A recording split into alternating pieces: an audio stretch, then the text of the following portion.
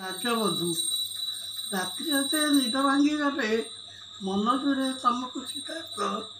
ରାଜପୁତ୍ର ଗୌତମରୁ ତମେ ଆଜି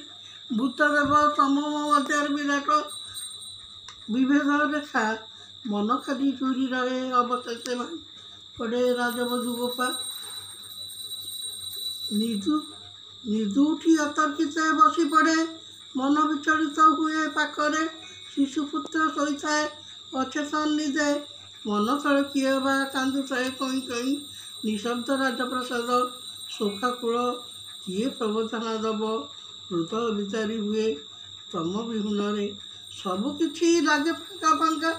ସମ୍ପର୍କ ଜଡ଼ିତ ଥାଏ ବିଧାତା ଯେମିତି ହଠାତ୍ କେମିତି ସୁଖର ଦିନ ସରିଯାଏ ଗୌତମରୁ ବୁଦ୍ଧ ଦେବ ହେବା ପାଇଁ ତମକୁ ସମୟ ଲାଗେ କିନ୍ତୁ ରାଜ ଅନ୍ତପୁରେ ହତାଶ ଅନ୍ତରେ ଶୂନ୍ୟ ଆକାଶକୁ ଚାହିଁଥାଏ ରାଜବଧୂ ଗୋପା କିଏ ସେ ବୁଝେଇ ଦେବ ନିରୁତ୍ତପ ଜୀବନ ଭିତରେ ସେ କେଉଁ ସନ୍ନ୍ୟାସ ଦେଖି ମୋହଗ୍ରସ୍ତ ହେଲ ତମେ କପଡ଼ା ବସ୍ତୁର ଦିନଚର୍ଯ୍ୟା ଲାଗିଲା ଅଲୋଡ଼ା ରାଜପୁତ୍ର ଗୌତମରୁ ବୁଦ୍ଧ ଦେବ ସନ୍ନ୍ୟାସୀ ବିପୁର ଜୀବନ ତମକୁ ସମ୍ମୋହନ କଲା ରାଜଗାଦି ତୁଚ୍ଛ ମନେ ହେଲା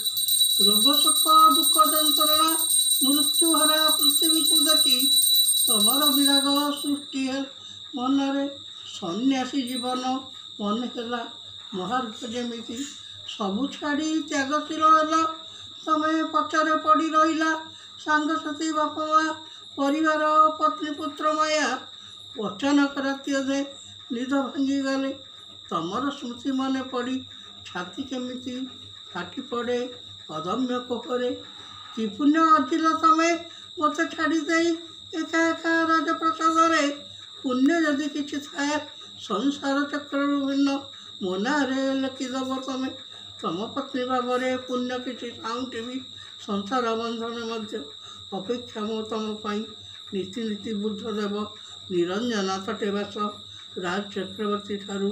ବଡ଼ ହେଲା ବୌଦ୍ଧ ଶ୍ରମଣ ଜୀବନ ଏହି କଥା ମନେ ମନେ ଭାବୁଅଛି ଗୋପା। Please subscribe my channel.